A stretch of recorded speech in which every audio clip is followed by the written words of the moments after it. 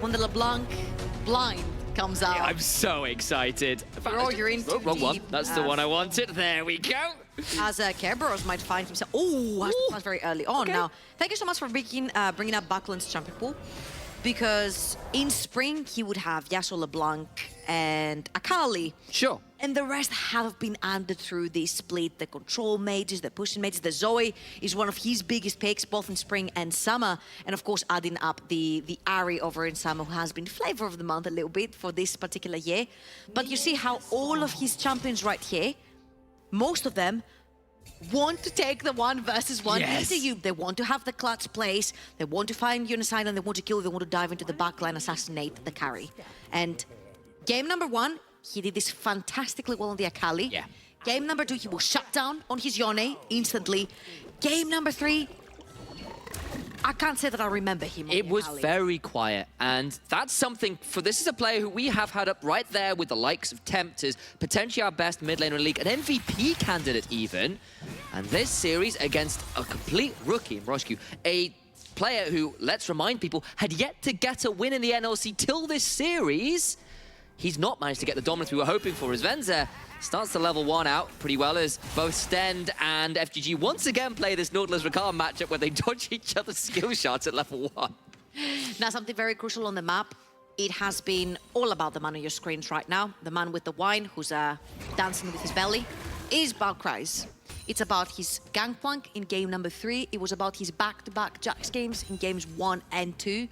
A bunch of resources have gone his way in all 3 of these games. A bunch of time has been used towards the tops of the map to deprive Curb off of experience and gold. And particularly in this game, if you look how this composition works, especially having the Seraphine scaling into this late game, you definitely want this beefy frontline that also does damage, and Kerberos can do just that on the Nasus, unless he gets shut down real hard early on. So I was about to start talking about the fact Dan Voxney has a pretty wide champion pool, but Dan's not going to give us a chance. He goes for a very early invade here onto Link as he has basically cleared his 3 camp. He's going straight over to challenge this red buff. Mid lane though, Buckland is the first one to rotate. Yeah. Roscoe has not moved at all. He does have cries, but Kerberos is also in pretty close proximity, and Dan has to get out of that jungle, doesn't belong to him. He went for a cheeky try for the steal, but of course when your mid laner is stuck underneath the tower, it's very difficult to transfer. Yeah, it's a rough one. Of course, Backlands LeBlanc, not something to mess around with casually. As FGG level 2 roam, it's back to game 1. A red buff invade to FGG getting out on the map on this Rakan. Wow, okay, so again, FGG is still in a page off of Kiba's book right there. Every single time your AD carry is not in lane, you do roam. Level 2 gank from the JDXL mid lane, and of course, you're also there to cover if Buckland overextends. If he wants to take an over-aggressive trade, you're there to trade and gank. But Dan has been looking for Linkas this entire time. And Linkas that's been a lot more quieter than he was in the regular split. If you look at his Diana performances, his Talia performances, where he was getting going from the very early stages right here. Dusty. Oh. We tried to go in, but it's a good turnaround from Stend, who baited not being there. The turnaround's pretty good. Ignites down on Dan Vox, but it's a cleanse out from Venza in trade. So actually, they're going to come out on top in the summoner trade here. Cleanse and ignite down. That means keep your eyes on Stend, because if he does manage to keep a hook, to hit a hook, sorry, there is no cleanse, means the root is going to land from the Vox, who is keeping that power cord. I'm not sure if it's called power cord. I think that's for Sona. That is for Sona, yes. So it's called the stage presence. Okay, I'm going to call it power cord. So stage presence is the passive, high note is the Q, surround sounds the W, beat drops the E, and of course encore is the R. The dredge line lands as I do my very best to remember Seraphine's abilities. There we go. And I'm going to call them buffed up abilities. That's fair. And since... You know what? That's not unreasonable. I mean, they are her abilities just buffed up. Yeah, you know what? They're just buffs. Take it. Big buffs. Okay, so Linkas has been having the number of these chickens the entire series. Has not left Dan with any chicken nuggets at all. Look, what we'll say is we know that JDXL are a UK org. You know, they base a lot of their players in London. We've already discussed saying Morley's chicken, how important it is. So I can see the mental warfare game here. I miss Nando's. Getting rid of fried chicken, big deal. Man. It's pretty good. Yeah, it's pretty good. Like it's always a cheeky option. And as far as like fast food chains go, relatively fast food anyway, it's pretty good stuff. I'll take a Nando's. Now, here it comes, right? What have you got for me? You're JDXL. Okay. You're coming into the series as the underdogs. You've managed to pull up 2-1, and in the one game that you lost, didn't look necessarily bad. It was just shaky because it was game number 1. Sure. Getting on to match point with rookies like Venza, FGG, Roscu, knowing that you're going straight into EU Masters main stage if you win this game, puts so much pressure onto everyone. We talked to Tom Kick, we talked to a bunch of other coaches as well. They said that one game that gets you something so big, puts so much pressure on you. And of course, veterans like Dan and Kreis have been there before. Talking about Dan and Kreis. He was on a wall, they know where he is. The flag and drag will be flashed away from, and Kerberos with his wave in a difficult position. He's going to have to continue to stay a long, long way away. I'm actually surprised the flash was not punished from the early level 1 where they caught Kerberos. Right here, of course, Dan is not going to let Kerberos get away with it, but at this particular point, I think it's Dan who's losing tempo on the map, level 5 on Linkers, very close to that level 6. You see that both Linkers and Buckland have solved in that mid lane and in the tower, and they're roaming towards the top side of the map, whilst Dan is still level 4. Well, up comes Linkers. In his jungle, and FG is also roaming, trying to shadow a potential dive that could be coming towards Gragas. Dan is going to stay around. Linkers. Ward's everywhere. Stand is also on his way. Yeah, like everyone's coming over. FGG is here. Sten's not quite. There's still that control of the tri-brush, even if one was knocked out in the river bush itself. It's just been replaced by FGG. They want this option. Kerberos just out of range, and that means there's a potential turnaround. They're going with the grand entrance, but I don't think they get that much more done. Sten coming over. Wither and the Soul Flare comes down. Can they get anything more? Dreadline dodge from. Kreis hits level 6, which allows for a cask, and FGG gets out safely. No one dies, and the pressure topside doesn't really amount to too much aside from a fair amount of CS denied from Kerberos, who finally gets to shove this wave in. And very crucially, Kreis was actually freezing that wave towards his tower. Right now, it's not going to be the case. He needs to sit there and hold that wave because of that fight happened. Then Voxney also is in a pretty peculiar situation because his wave is also shoving, but it's not going to crush because there's a new wave coming from the sort of JDXL, which means then Voxney might have to overextend to catch that wave of gold and experience.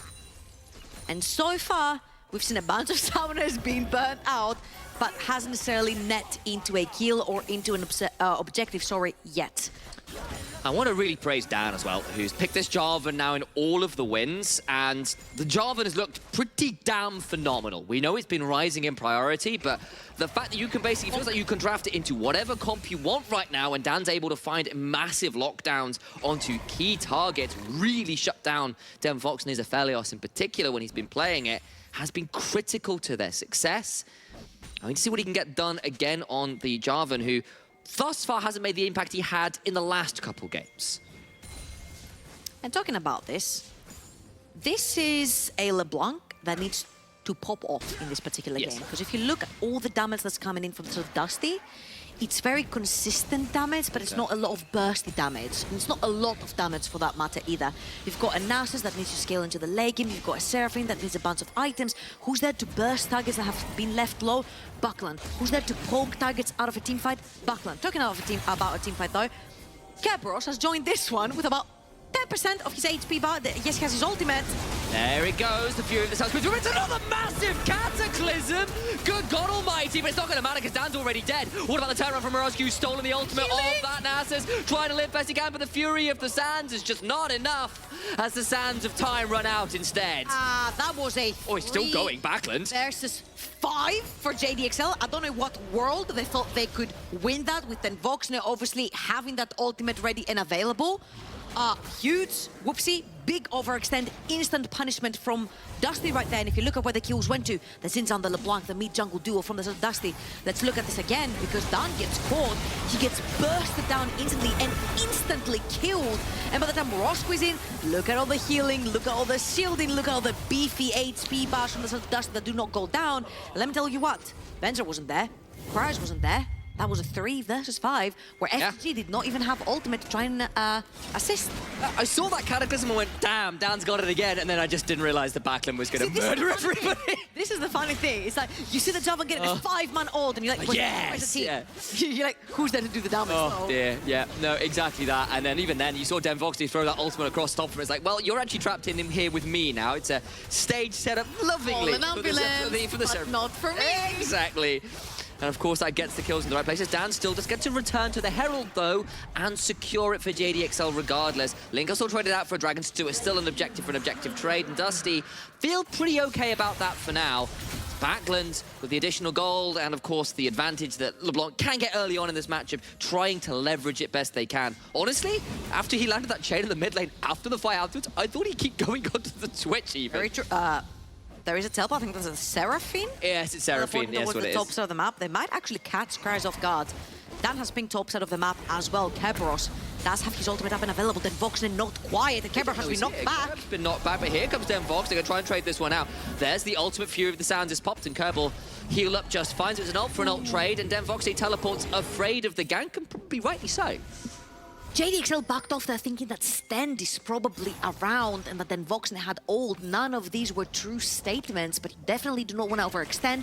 We saw what happened in the Herald fight, so they will take whatever they can right here, but Stend is around this time, and Cries has to burn his flash. Something that is very important, because when you do take the Gragas around on the map in fights, flash body slam is one of these abilities that you cannot dodge. You either need to pre-flash or you're in a lot of trouble, and Cries having his flash down right here also takes down a lot of the chances for a gank onto Kerber, since he has his own flash up and available. Snass has still been kept down a fair amount, been zoned off a few waves, and credit, of course, to JDXL and Cries for managing to make that happen. And Cries has been a huge win condition for JDXL, really dismantling Kerberos in this series so far, but it's a different look from XL this time around. Yes, it's going to be an AP on Gragas, at least to some extent, probably looking something like an Everfrost, and maybe then into something more tanky rather than full AP. But even so, this is not necessarily a carry Cries game like we've seen from the last few times. Voxney knocked up, yet to be knocked down, flashes away, but the Cataclysm secures it. What about the turnaround fights? Backlands is here, can maybe turn this around. Stolen Depth Charge makes it difficult though, and in the 3v4 now, JDXL finally get a kill, and might try to get some more here, because there's a Herald in Dan's inventory. I'd like to see this Rift Herald go to the side of Venza. He is your hyper carry, getting that Blade of the Ruin King really early on. You see he has his Cull to him as well. Kerberos right here does have the ultimate. Cries does too. Oh, there's nowhere to go. He's going to have to pop the ultimate. Can he escape? There's like no mana on either of these players right now. And I think it's going to be a walkout again. And I just love good old top lane noodle fights. I mean, like, it's like kaiju battles, but with like pool noodles instead. It's like Godzilla versus King Kong, but it's like, yeah. With like clown noise, like a so you hit people. Or like child's version. Yeah. It's like you like in your head it's this incredible battle, but you're looking out to like kids with toys, like having a. Ooh, and also look at the atomization shift coming out from the Javan. The Kempunk Chainsword, which I learned the name of very recently because it's just about getting purchased like in literally the last few weeks. Is something that will get a lot of value here. Yeah, hugely so. Healing, Seraphine shielding and healing. You've got Kerberos and Nasus as well. So even though it's big value for money, because this is 12-13, it hasn't been nerfed yet. It gets nerfed in 12-14. So you get a bunch of value from this. You get the anti-healing plus the raw AD stats that usually when you're playing that early game versus Seraphine, you really want that pop from Flag and Drag Cataclysm with the ultimate. Now Dusty is really relying on Buckland's early game right here to try and get them going in these fights. And then they're going to use that Nasus and that Seraphine later on to try and peel backwards whilst they're perma-healing Kerberos and Linkas on that Xin Zhao. So I feel like, if anything, JDXL's life is going to become harder and harder as the scaling comes in from Dusty, but we're very early on. Yeah, unfortunately, though, for JDXL, they don't get to use the Herald before the plates drop off. So this isn't going to get any plate value, unfortunately, for JDXL. And now Backland here with this Luden's complete first mythic of anybody on the field right now, alongside, of course, Linkas, who straight round for that, so I apologize. Second mythic completed of anybody on the field right now. A very, very strong heading into what was likely be a Mountain Dragon fight shortly. And I feel like, if anything, the Rift Herald was mostly used for vision purposes. It was 13 seconds too late. Nice attempt from Backland to dodge out, but will dodge into a Grand Edge, but they won't get as much damage as they were hoping. Backland is on vision and is a known quantity right now, but will still find his way to this bot side wave. Again, look at the vision that JDXL have accumulated due to that push from the Herald. They've got down all possible flank scenario wards as well, making sure that they do spot Backland if he tries to find the backline. Mind you, the backline right now, much more susceptible to being popped. It is a Twitch. There's not much mobility onto the champion. He does have a cleanse and a flash, but he's going to have to be extremely quick on his reflexes on that when Backland does find the angle on him. Roscue's not backed. They think he's gone away, and he's going to try and come through. We'll steal the LeBlanc ultimate. It's only a stolen distortion. I don't know, man. Last time I saw this 1v1, it went Buckland's way. I gotta say, I was thinking about it there, but obviously it's a relatively late reset from JDXL before this dragon that has now spawned, but Jay's going to try and find their way in. It's a Dumpman Cataclysm with a turret with the encore. It's utterly phenomenal. Den Vox, they take your hat off, because that one was worthy of a replay indeed. Encore living up to its name, and the Cataclysm turns out to be exactly that, but for JDXL. We just said that Twitch is very mobile. Yep. He's not as Ezeri. He cannot jump over walls. He cannot get away from a LeBlanc that easy. Burns both the flash and the cleanse, and ends up going down. Second dragon for Dusty. It is something that they've been very adamant in doing very early into their games, making sure they stack these dragons. So when the time comes, if they need to drop them because they don't have the numbers advantage, if they want to drop them because they're going to want to go towards the Baron, they have already a bunch of them that win them more time towards the later stages to try and take another dragon later on, another objective. And again, you'll see Venza walks too far forward, gets caught by stand. Beautiful chain CC right then. He gets absolutely deleted. Again, that was a 3 versus 4 that JDXL opted to engage into, and that is the second fight we've seen with the number disadvantage that JDXL have engaged themselves. Yeah, and you know, we've been giving Dan a lot of praise for his Jarvan games. That's now 2 engaged that have been perhaps a touch over eager to use the go button. Kerberos been tanked out, still has the flash and the ultimate though, and Soulflare trying to spot out Kreis, and we've got ourselves a second Herald fight coming. Very importantly though, that is again a 3 versus 4. Kreis has very minimal mana towards the tops of the map. He's going to take a lot of damage. He gets out for now, but this is going to be the Herald taken down pretty low, and we're going to back out here best we can. Medjai's in inventory for Backland as well. 5 stacks, but feeling very confident to try and get more pages in that library book. Absolutely, he's so important. He is the early game for Dusty. Kreis is going to TP back with full HP back by Backland. Tries to go into Broski, who's gone through the sands there. He gets the kill onto the Twitch. Deleted just like that. The Rat Trap is packed. And they're going to try to do some more damage back. It's still a 1-for-1 right now. They're doing what they can to make sure this one goes down. Broski taken low, but not out. Importantly, Den Voxney with a high note tries to get it. The healing from Broski is good, but it's just not enough as Kerberos picks up a few more stacks. Down over the wall just when he can. Flash away from Kreis, not quite enough. Gets him with the Cataclysm. I don't know if they got the damage. Ethereal Chains get Dan. And Backland gets another. Kreis left alone. And Dusty win out massively in that fight. I'm just going to say that Dusty have found Venza back to back to back. And even though I've praised him from the previous games, I feel like his positioning has been pretty poor in this particular one. Walking into choke points first before his team. Of course, Stand is going to find you. Of course, Backland is going to find you. Of course, Seraphine is going to hit you with the ult into the stun. And Venza needs to step it up here because he is the hyper carry for his team in this particular one, and you'll see that. Oh, that's a lot of damage. Dan Voxney has got no flash, nowhere to go, just goes down. Important pick for Venza, who was 2 levels behind that. And again, stepping it up is very important for the JDXL AD carry. He's been caught back to back, as you'll see right here. He overextends and gets instantly found by Stand and then Voxney, who had vision always on him. And then all Backland has to do is just follow up. I'm just going to say, the way this fight goes, Roscoe survives for so long, FTG survives for so long, Kreis has a fantastic ultimate there to break apart the fight. And as you'll see this going on, you're like, don't you wish your AD carry was alive? Because look at this blinking HP bars below 50% for everyone, and boom, another 3-man, very impressive Cataclysm into a knockup, but there's no one there to do damage. And the amount of shielding and healing that's coming out now from this Seraphine, who has got ahead of the curve, who's very strong. And you've now got this LeBlanc, who is 3-0-4, went from 5 stacks before that 5 to a full 15. The 10 stack for the efficiency is in, and now Kreis in a miserable position in that trade. Yeah, I don't really know who wants to be on a side lane versus LeBlanc. That is a level 12 LeBlanc versus a level 11 Silas. You're going to be struggling now. The problem is that the guy who's going to be doing a lot of the AD damage onto you, Kerberos, onto that Nasus, is 2-0-4. He's already got his mythic completed, and no one is stopping him from stacking. The only guy who was stopping him prior has to play against the LeBlanc on a side lane, and that is Kreis on this Gragas. So, again, a few question marks when it comes to the draft. When it was open, Gragas was picked.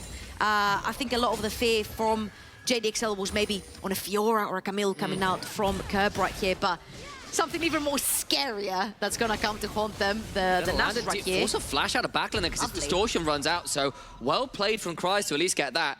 Knows his mechanics there, and the flash being down on this hyper-fed LeBlanc with all the stacks available to be ripped out of the book. Definitely a valuable thing to have done there anyway. So, looking at the levels. Jarvan, level 10, Yes. Zinzao, level 12. Linkas has been ahead in farming in every single game. And rightfully so, he's been more inside his jungle than he has been creating fights for his team and being too proactive. On the other hand, we mentioned that EasyXL always looking for fights, but this can be a double-edged sword because you make the wrong fight, you end up dying. Cries an F2G. Yeah, and this time, you know, Linkas gets involved in most of them, aside from the one, is up in that farm, is now like pretty much half an item ahead. You're seeing that pretty much across the board. It's a significant gold lead. Dragon's about to spawn. Again, this will be a Hex Soul point. Get the hook. What about Cries? Remember, he's still not got that ultimate quite off to cooldown yet. The encore comes through. It's too little, too late. Crescent Guard forced an FGG away, and the quickness will not do anything. Backland lands an ethereal chase, but not too much more. Audacious charge into Wim becomes lightning tags Venza. But little else, Cries dead, and the man advantage means they can head straight back over to Dragon. Remember all that scaling with Seraphine and Nasus? It gets worse because Dusty are winning the early game pretty convincingly. 3,500 gold in the lead. The third Dragon is going to be going their way as well. And Dusty very close to that soul. Another Hextech soul to go their way. That would be in 5 minutes time. And Dusty, 2-0 and 5 top lane, 2-0 and 5 jungle, 3-0 and 4 mid lane. The top side of the map has been paying off. 1-0 and 6 for Stand as well. They've been shutting down that early game aggression from JDXL so well in this game. And we have been criticizing Dusty this series. They were supposed to wipe this one. They were supposed to be going straight through to the finals and be looking to contest not just for the NLC Championships and be one of our primary contestants at EU Masters. Sten gets picked, and the moment we start praising them, they're going to get punished, flash away. Cataclysm comes through, Backland on the side, decides no way to defend Minotaurs, but instead goes over the wall, gets a massive chunk onto Venza, but not too much more. All the while, Herald summoned in mid lane. What can Dusty get done? How far is Linkas going, though? He's about to find himself in a 1v3. Overcomes Denvox, no, the pressing comes through, Venza is dead, Tower is dead, and now they've overpushed themselves. Dusty trying to punish this one out. Here comes the teleport from Rosky, trying to transfer on Denvox, he chucked out, steals the encore, but will they get enough from this? I don't think a stolen, pirated song is going to be anywhere near the power of the original right now as Kerberos and Cry trading out, and now Kerb begins to win this one as well. A flash away from the Soul Flare, and Dusty looking to bring us to a game 5 to Silver Scrapes, to proof that they are the team that should be going straight to the main stage, that they are the #1 team in the NLC for a goddamn reason. Dusty so decisive here, picking JDXL apart. You're looking at bot lane Crysis losing flash, you're looking at mid lane Vezir overextends, Hash the Flash dies anyway. They're trying to kill the support. It takes 3,000 years, everyone else gets to come across. And right now, Dusty are only faced with a big purple wall. Backland might get caught here, but he's very slippery. Oh, lands on him! The stack's about to fall. Surely he goes invisible, but not enough. Shut down, stack's gone. And now with that all-important mid laner down, JDXL can turn to the Baron. Have Dusty just thrown it? Linkas is alive, Linkas is alive. There's a plant alive, there's a pink ward. Do you 50-50 this? There is no smite actually onto Linkas, but that is almost dead. Dan's almost dead, but remember, JDXL win this, they can start looking towards a massive turnaround in this game. 4v5, they stay on the Baron, fight down, hook lands though, Roscu taken low but not out, knocked back in from Stender. Remember, they must trade this one out well. In goes Linkas on top of Roscu, who's taking out Venza, cleanses, but he gets hit for the mother of all Canes. He's just stacks in Nath's inventory. Kerberos is huge on this Nasus, and Dusty are gonna chase the remainder of what is of JDXL in this particular game. And honestly, you must be getting flashbacks right here. Kerberos on that Nasus was the guy who took them out on the same exact pick in their last game in their regular split. And it feels like JDXL were mostly scared of other things, but they forgot the Doge. 3-0 and 6, farmed up, ready to go. Dusty needed this consistent damage in the front line, and we said that if they did shut down Kerberos in the early game, Seraphine would not matter keeping him alive, but right now he's an absolute beast. And they get the Baron, and they get themselves in a position where they can still win this game. It got a little bit dicey there for a moment. There was an angle in from the ADXL. I won't blame them for taking the option. They were so far behind. It felt like the best of a bad option. Take the numbers advantage fight, but they just can't make it happen. They remain down nearly 10,000 gold. They remain down the soul point. They remain down what looks to be a huge, huge, huge win for them. They could bring it to game 5. Trouble for those who, of course, can't see, tried desperately in Byro to write series back on my hands. It was wiped off by Archer. It looked like it was about to be wiped off by JDXL. But Dusty refused to go quietly into the night. They refused to just go down to the lower bracket. It's not been the cleanest series from them, but it's still looking like it might be theirs all the same. 2 wins they need. This first one will be a start. I think they found the magic button right here. Scaling top and bot side of the map into a very active mid-jungle duo is what we've known Dusty for, and that's exactly how they're executing the early game right now.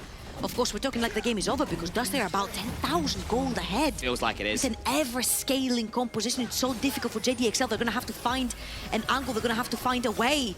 Everyone is down in levels. They found Gebros. I don't know if you want that. He's very tanky at this point. This is a long time away from him being a puppy. He's a monstrous wolf at this point. Linkers audaciously charges forward, and the wind becomes a whole damn thunderstorm. It's a double kill to Linkers. Is that it? I think they might just go. Fens has got a moment. He's got nothing else. It's 3 dead. Flash forward from Backlund. I was pausing to give a moment. Backlund blows him up. And JDXL head in hand in despair. And Dusty will bring us to a scraping silver game 5. Dusty even the series. You were pausing to give Dusty a moment, but Dusty did not give anyone a moment right here. Solidifying themselves as one of the strongest teams that we have in the NLC, and are you not entertained?